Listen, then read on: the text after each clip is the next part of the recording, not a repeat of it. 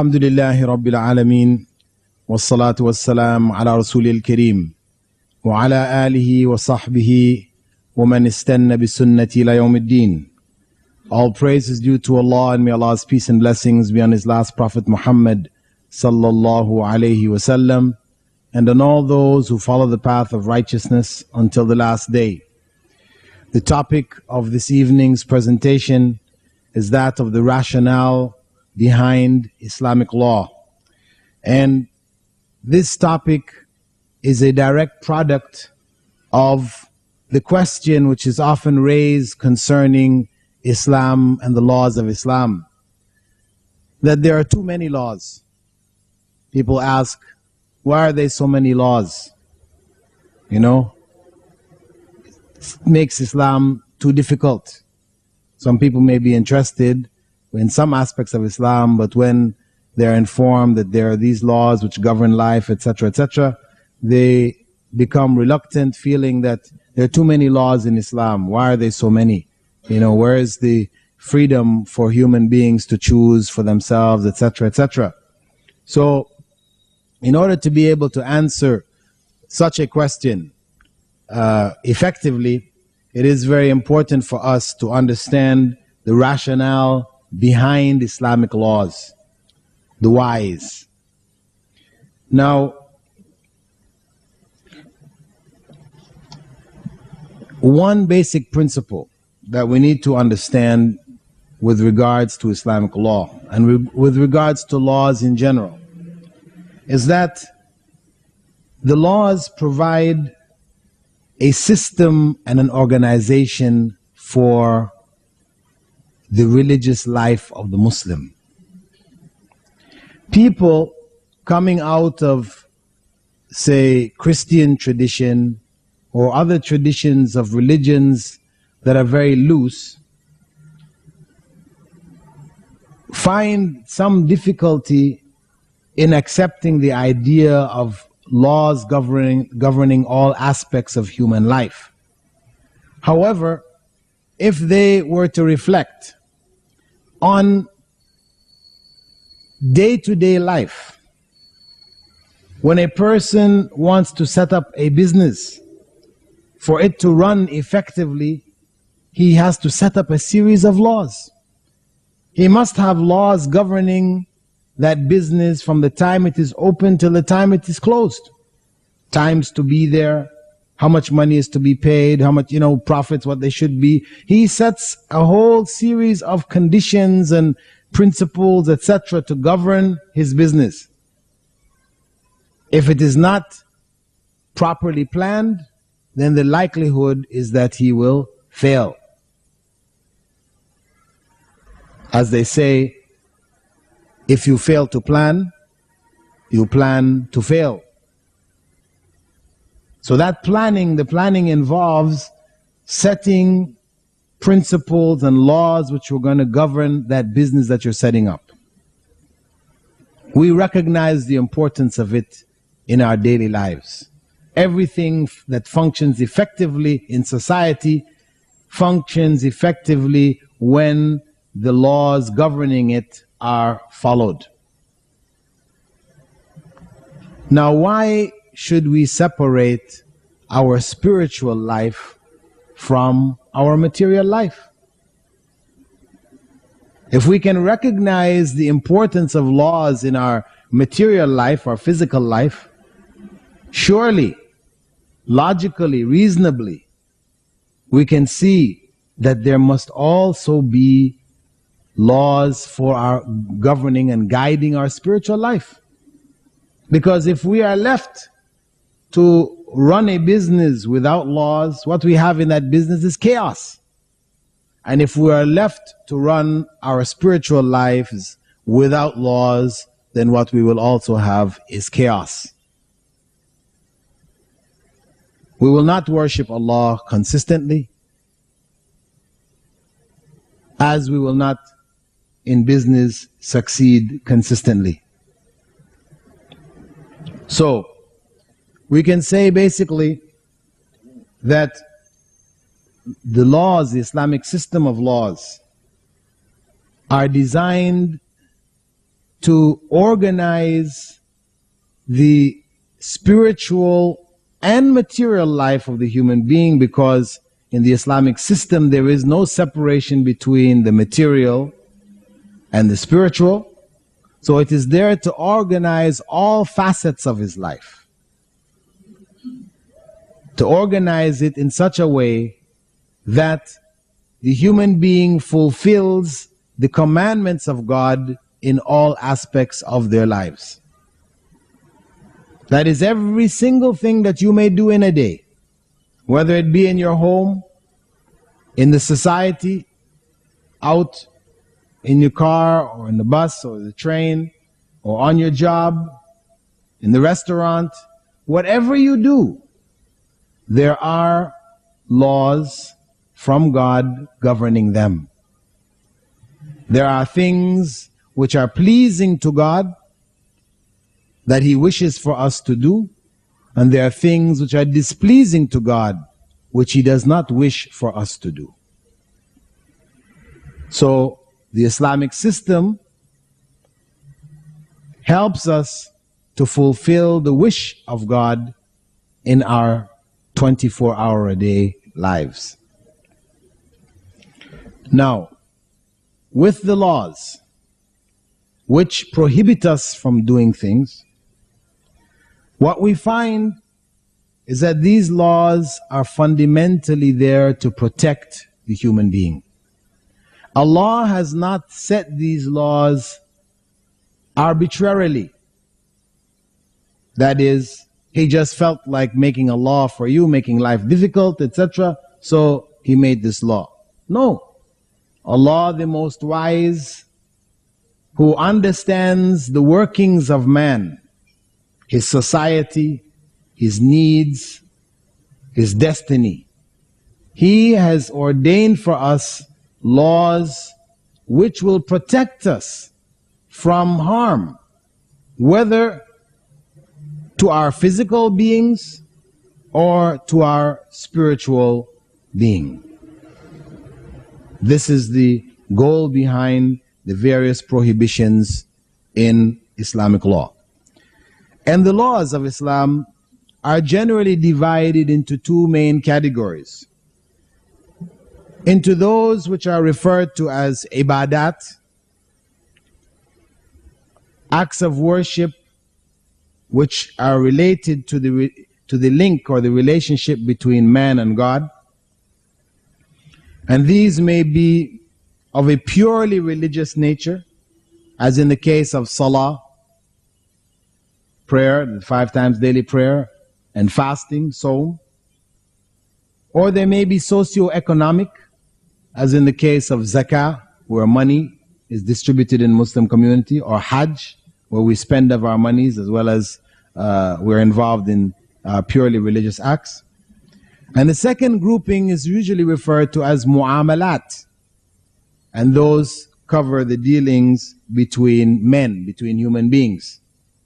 These themselves may be divided into laws which or help man in the propagation of Islam.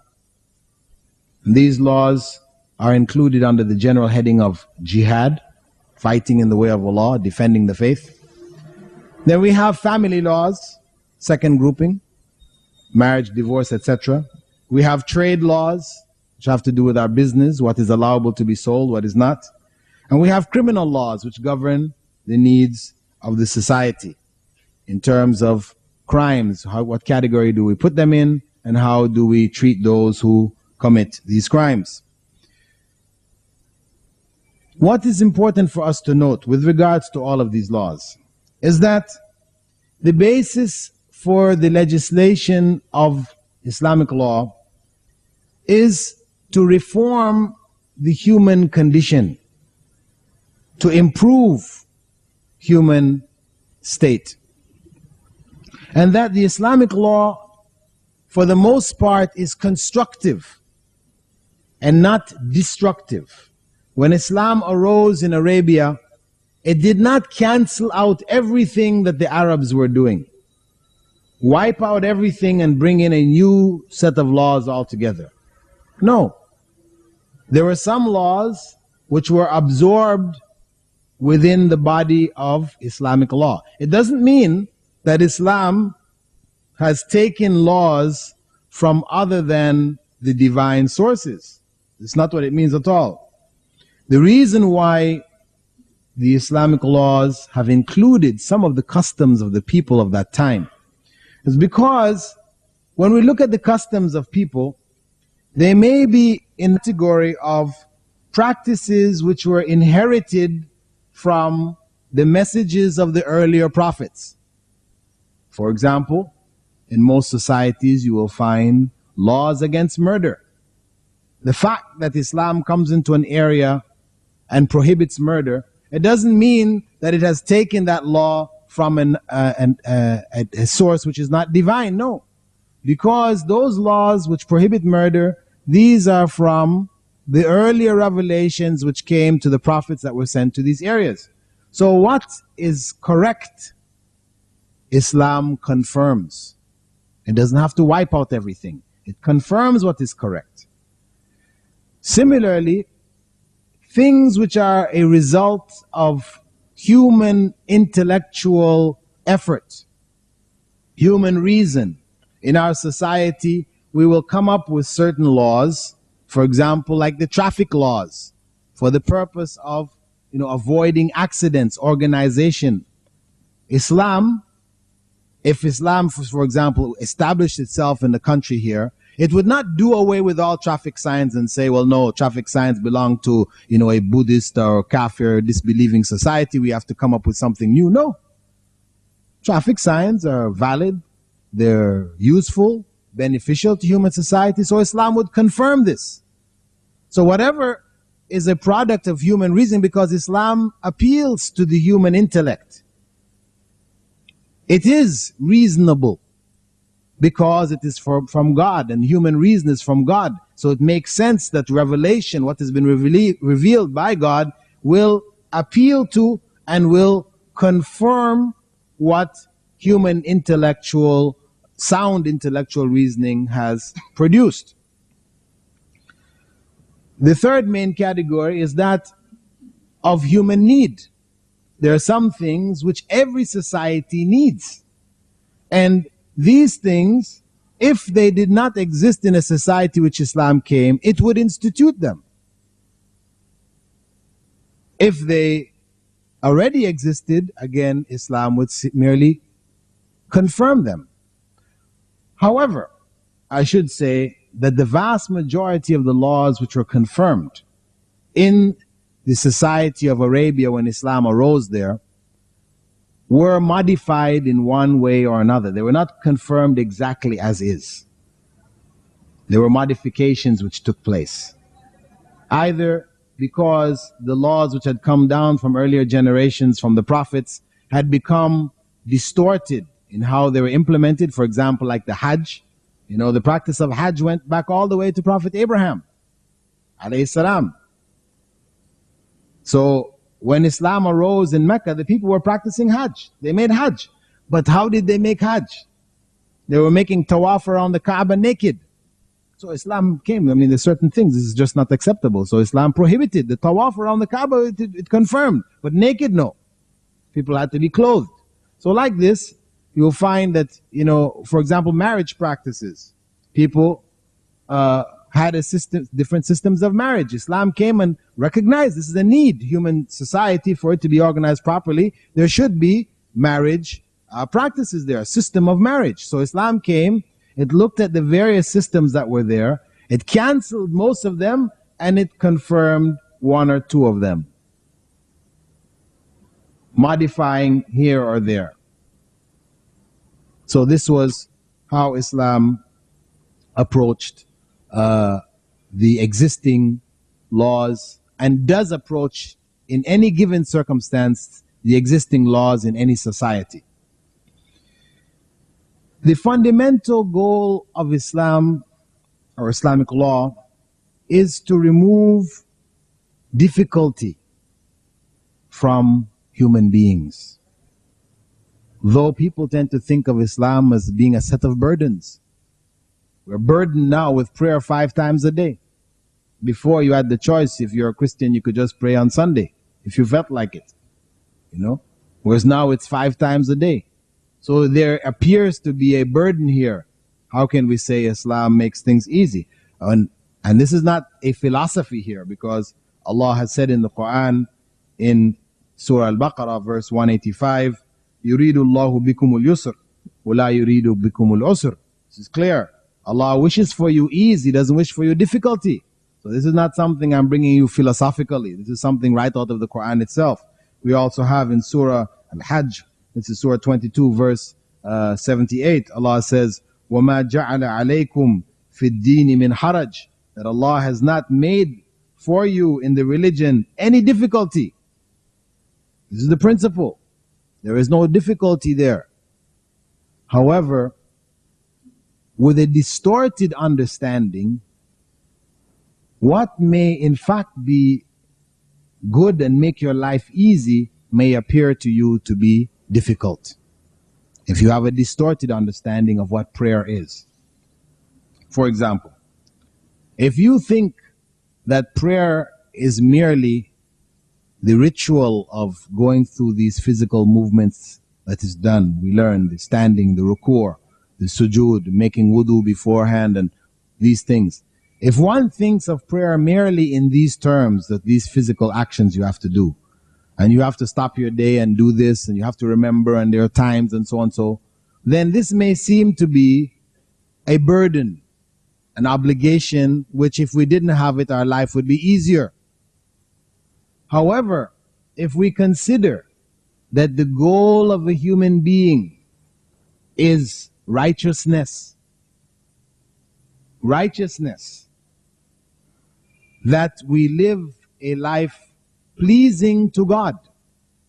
If this is the goal, worship of God, which is righteousness, if this is the goal of life, then when we are obliged to pray to God 5 times every day, what we have been given is a system of organizing our day around the remembrance of God, which will help us during those periods. We remember God, we get up in the morning to remember God.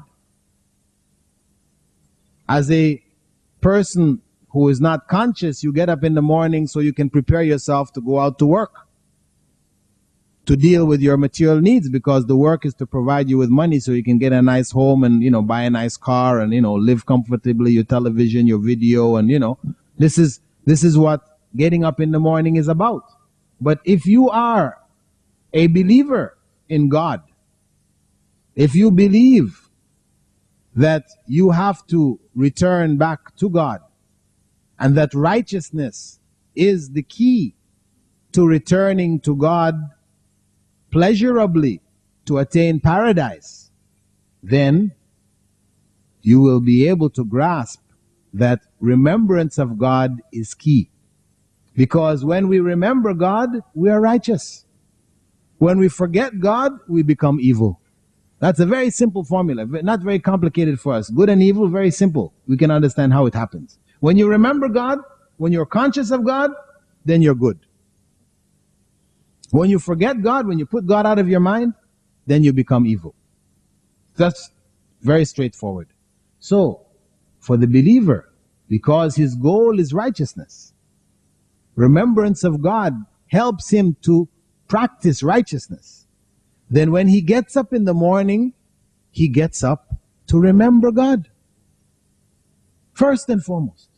Now, after remembering God, dealing with his spiritual needs, then he deals with his material needs. He eats food and prepares himself to go out to work, etc. When he breaks at midday, he's not breaking for lunch to fill his stomach so he can continue working to produce more material so that he can benefit his material life. No, he breaks in midday to worship God, to remember God, to help himself in righteousness. And the idea between getting up in the morning for Fajr and praying at Dhuhr It's not that we remember God at Fajr, then we forget Him after we go to work and become a crook, stealing from people, cheating, lying, all these different things. Then all of a sudden at Dhuhr, we become pious again. No. The idea here is that between those times of worship, we are to remember God also. By having at least those 2 times, it is easier to remember in between. But if we had no times, then it's very easy to forget. So that system of worship, praying 5 times a day, organizing our day around the worship of God, this helps us. It makes it easier for us to remember God and to be righteous. So God has ordained for us the 5 times daily prayer to make our lives easier in righteousness. So the ease is there.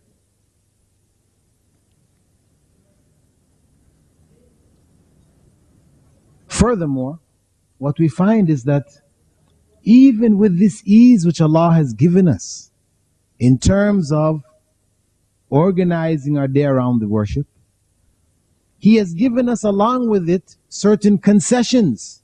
That is, when you are a traveler, when you're traveling, you're allowed to shorten your prayers, which are 4 units, down to 2.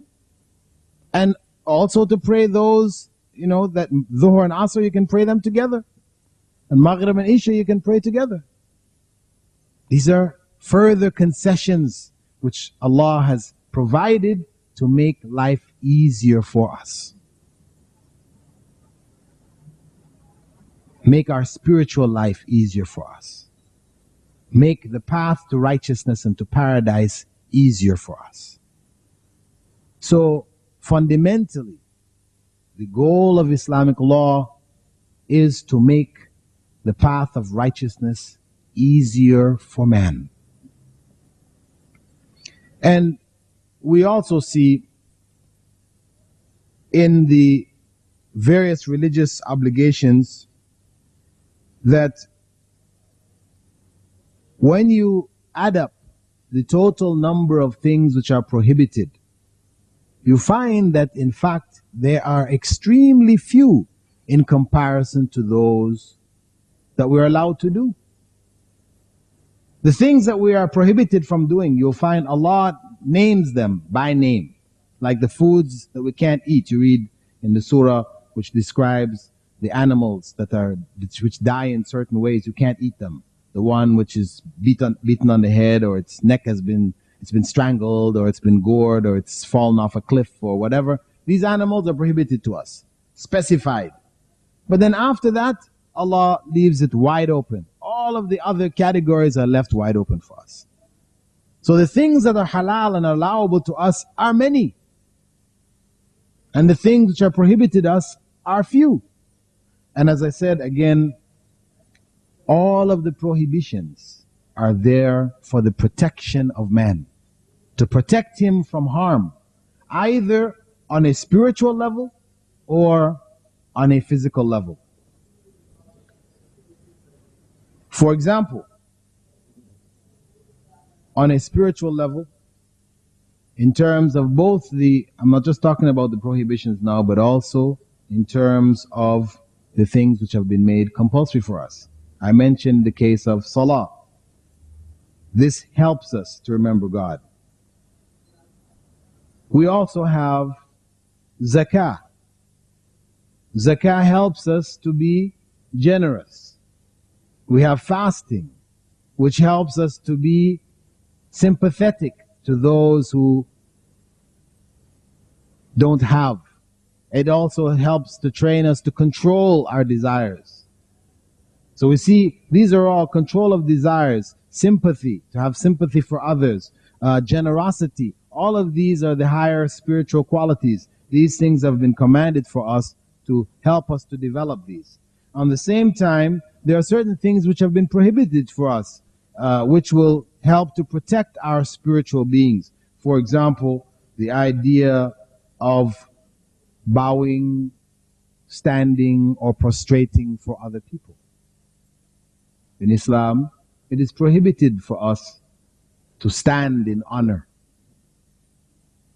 When you hear the national anthem, you have people standing up for the anthem. When the judge comes in the courtroom, everybody has to stand in the court. When the king comes, or the governor or whatever, you find people standing for. And this has come right down even into our educational systems. When the teacher comes in the classroom, all the students have to stand. Actually, Islam has prohibited this altogether. When the companions stood for the Prophet Muhammad ﷺ, he forbade them. He said, don't stand for me. Because anybody who likes people to stand for him in this life will stand in the hellfire in the next. Why? Because this act of standing in honor of others eats away at our spirit. We stand in prayer we stand for Allah. This is in prayer. We stand for Allah. Similarly, we only bow to Allah and we only make prostration to Allah. And this is why the prayer has been set in these forms. Because people sometimes wonder, why in our prayer we stand, we bow, and we prostrate? Because in this world, when people seek to impress their will on others, they do so by having people stand for them. If they are stronger, then the people bow to them. And if they're very strong, then the people prostrate to them. So our system of prayer have taken these forms of showing honor to man and made them specifically for God alone. So we do not bow for others. We don't prostrate and we don't stand.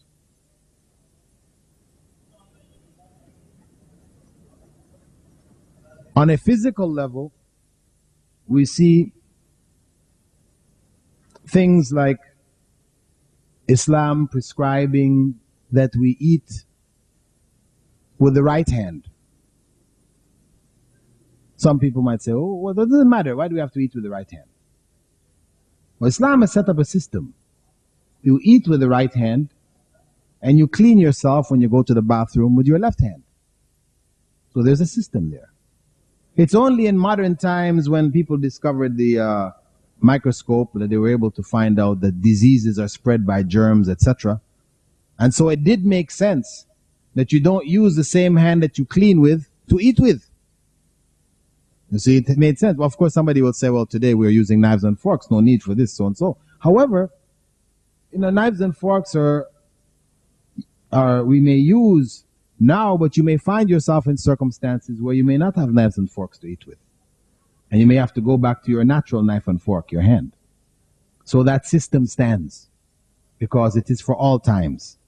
It is for everywhere. You have your hand with you everywhere you go. Knife and fork, you can't necessarily carry with you everywhere. So the system is there. And it benefits us. We can find, for example, in the prohibition of the pig, benefit in the sense that the pig was one of the main carriers of trichinosis. This is something found out in recent times. However, Muslims benefited from all along. Furthermore, we find a very profound example in the prohibition given by Prophet Muhammad ﷺ for people to lie on their stomachs. The Prophet Muhammad ﷺ came across one of his companions lying on his stomach, sleeping on his stomach. So he nudged him with his foot. When the man awoke, he told him, don't lie that way. This is the way the people of hell lie. So traditionally Muslims do not sleep on their stomachs. This is Islamic tradition based on the fact that Prophet Muhammad ﷺ said that it's considered makruh, disliked in Islam to sleep on your stomach.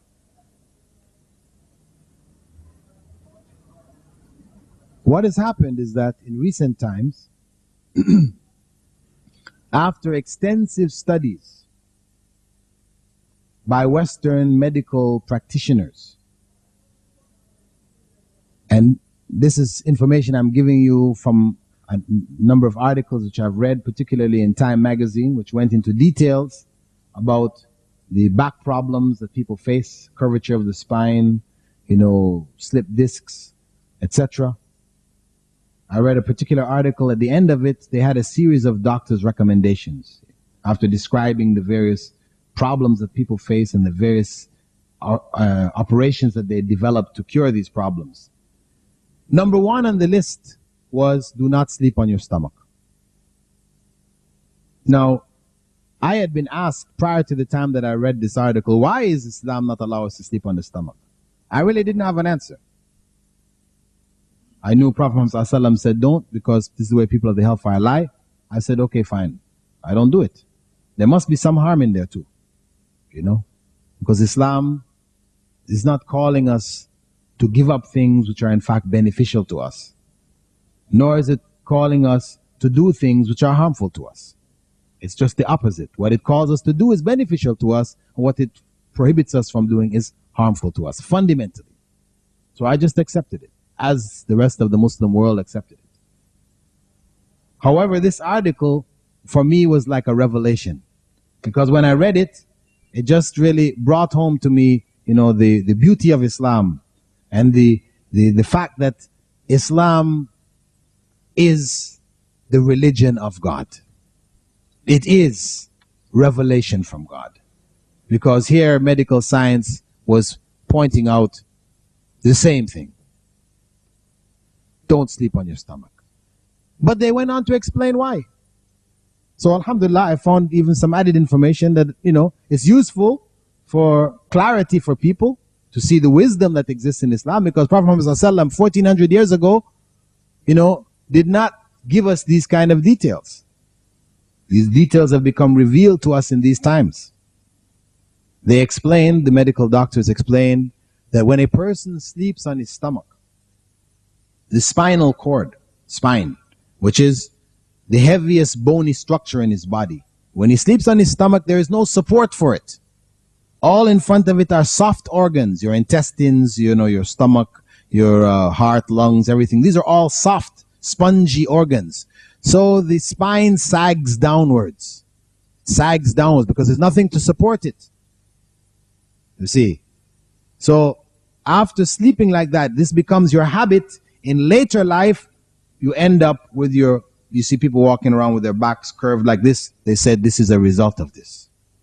Curvature of the spine in later life.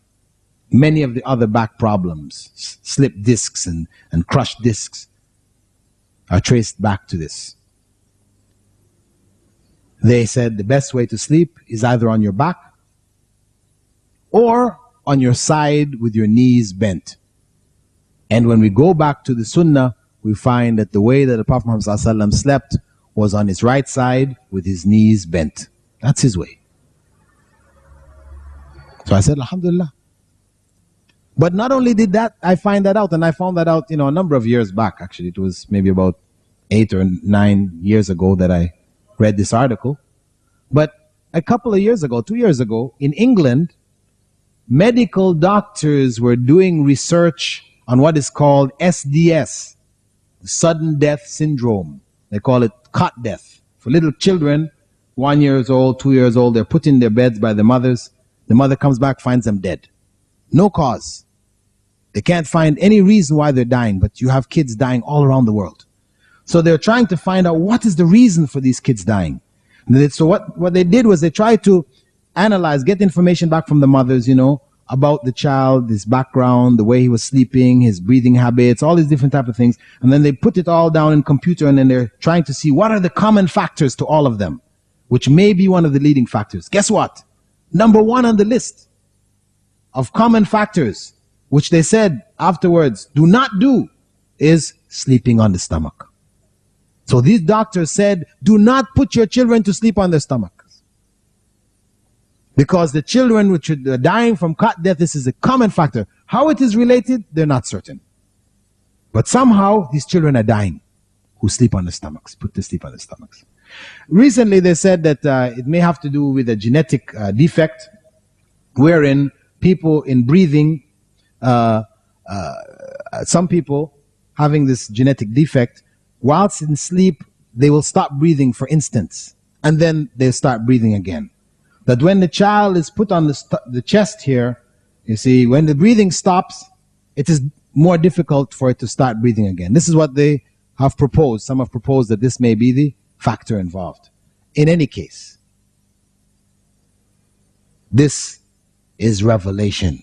Allah revealing to us through medical science the wisdom of the Prophet Muhammad ﷺ 1400 years ago.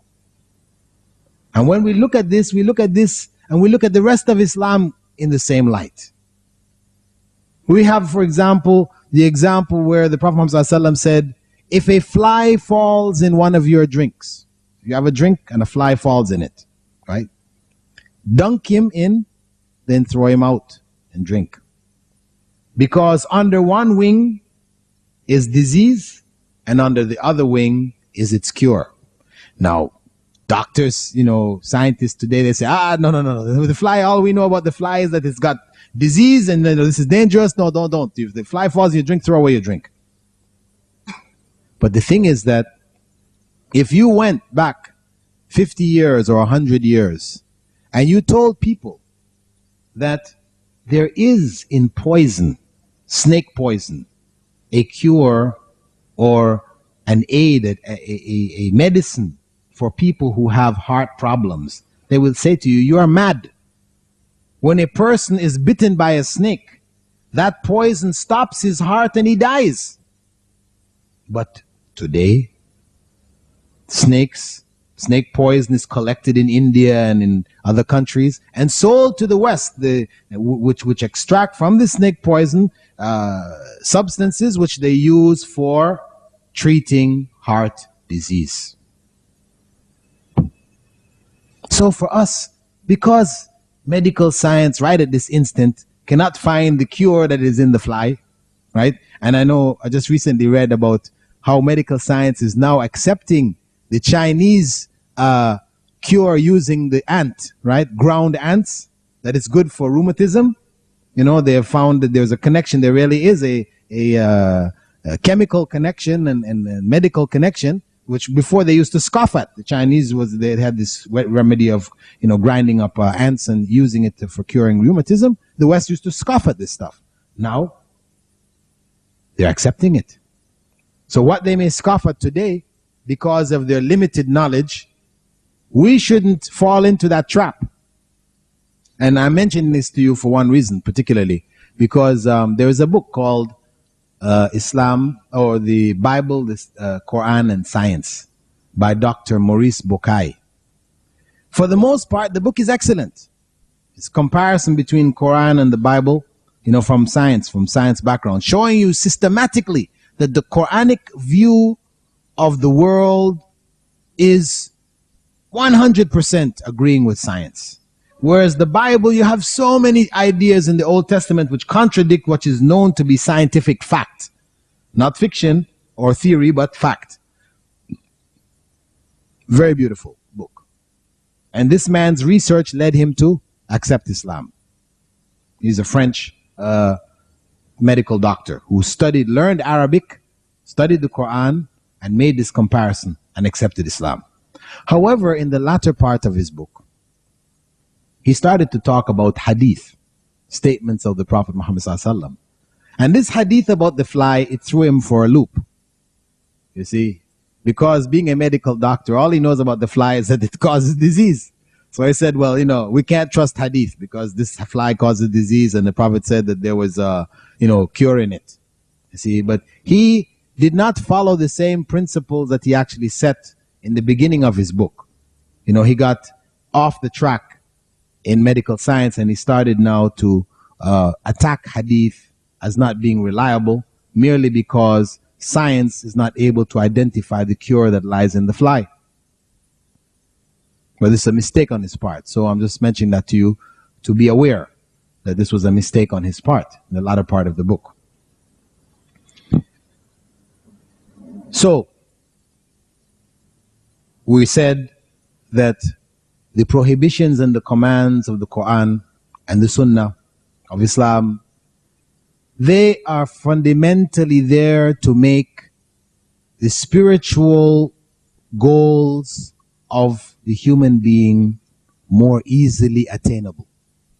Allah created us to be in paradise. That's what He created us for. That's why Adam and Eve were created in paradise, because that's where our destiny lies.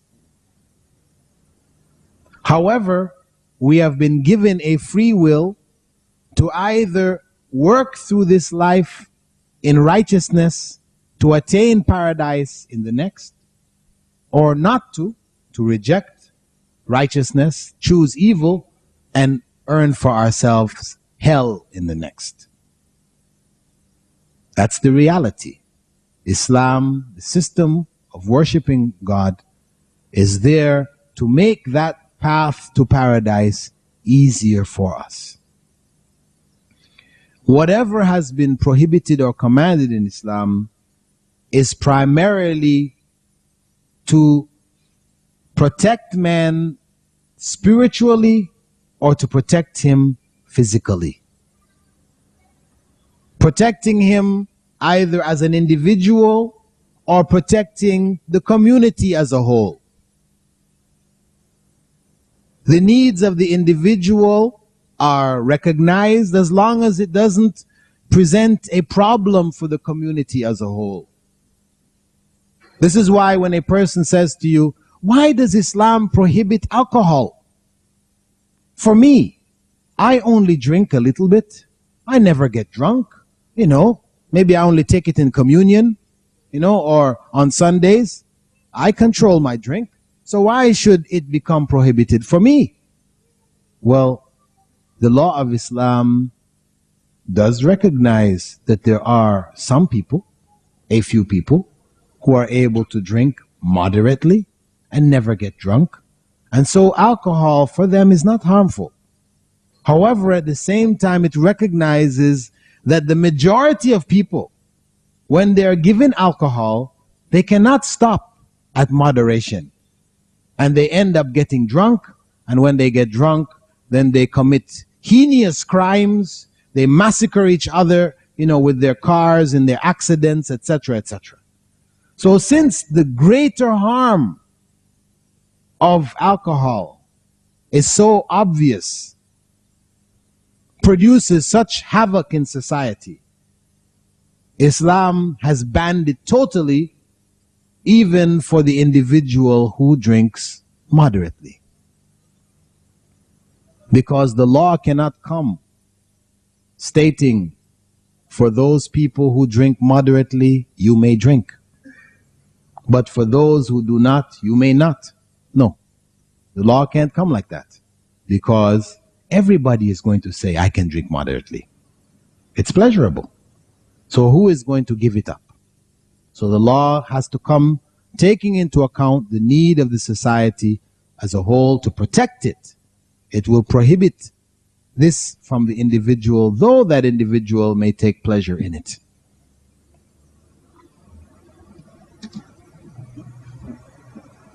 As a closing point, because I want to give an opportunity for questions, and our time slot here is rather limited. There is an aspect of Islamic practice which sometimes creates confusion for people. And that is the practice of favoring the right. In Islam, if you're putting on your clothes, you're encouraged to put on your right side before your left.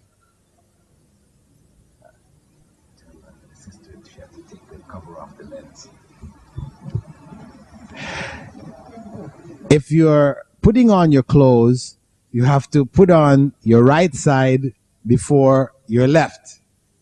This is in Islam. Encouraged. It's not compulsory. You are encouraged to put your right side on. You're putting on your pants. You're putting your right leg before your left leg. You're washing yourself, taking your bath. You wash your right side before your left side. You're making wudu. Your right hand before your left hand. Right foot before your left foot. Coming into the masjid, you're stepping with your right foot. Going into the bathroom, you're stepping with your left foot. You step out with your right foot. Putting on your shoes. Put on your right foot first, then your left foot. Take off your shoes. You take off your left foot first and your right foot. Some people look at it and say, what is all this? What is all this left, right, left? What does it matter about all this left? What do we need this for? What does it matter if we jumped in with both feet at the same time? We jumped out with both feet, what is the big concern about this? Especially for young people. I mean, why I'm mentioning this because, I taught Islamic studies to children or young people in high school and junior high. And this was an issue for them, So, and it is something which is really important to understand because, you see, if we teach Islam to our young people as just merely do this, don't do this, do this, don't do this, do this, don't do this, you see, and they don't understand why, then it's very difficult for them to accept it and to keep it. So when they come under pressure from the rest of the society, which is one of, free for all, you just do your own thing. It doesn't matter what you do, right? They are not able to withstand those pressures. They will not be able. So it is very important for us to look into the various practices of Islam. And the explanations are there. They're not very complicated. Islam is not so, deep and mysterious and so on, so that you can't find the understanding for these things. Very important for us to understand them so that we can convey them to the younger generation so that they can make these things a part of their lives and understand why they do it. So, just in way of explanation to you, the reason why Islam has preferred the right over the left, besides the fact that it gives us an organization in our life, we're not like animals, although we are partly animal. We belong to the animal kingdom. I mean, we share certain things with the animals. Allah has also given us a brain and an intellect by which we organize our lives, which makes us different from the animals who are not governed, beyond certain basic instinctual things that they do. There is no reason involved there at all. So for us, when we organize the different aspects of our lives, it improves the quality of our life. So when we have this kind of organization in terms of what we do, what we've done here also is that we have remembered Allah. Because if you remember to put your right hand in first into your shirt, because Prophet Muhammad ﷺ used to do it, and we're doing it because Prophet Muhammad ﷺ did it, and he was the best of examples, as Allah said for us, لَقَدْ كَانَ لَكُمْ فِي رَسُولِ اللَّهِ أُسْوَةً حَسَنَةً, that the messenger of Allah was the best of examples for us. That reminds us of following that example. And in reminding us of following the example, remembering Allah. So in choosing to step in with our right foot first, we're again connecting us back, remembering Allah, putting us in the right frame of mind, going into the masjid. Furthermore, what we find is that Allah, when He describes the people going to paradise, He describes them as receiving their book of good deeds in their right hands. And those going to hell receiving it in their left hands behind their backs.